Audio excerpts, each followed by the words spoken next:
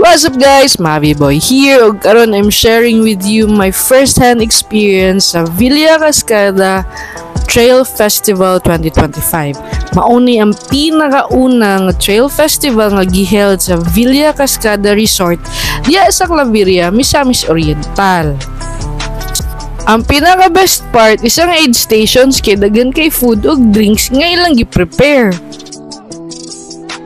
Ang pinaka-challenging jud sa trail run is ang pagpasaka kay grabe hangak jud kaayo.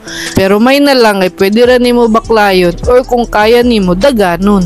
Tanawa mi diha sa ako ang running buddy nga si Sangji. Marami og mga kingkoy kay paspas kayo ang pagkadagan pero di ay gi-edit ra di ay to.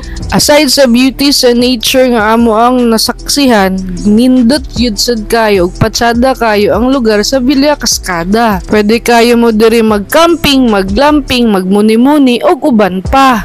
Lahi man day ang thrill no kung hapit na ka sa finish line.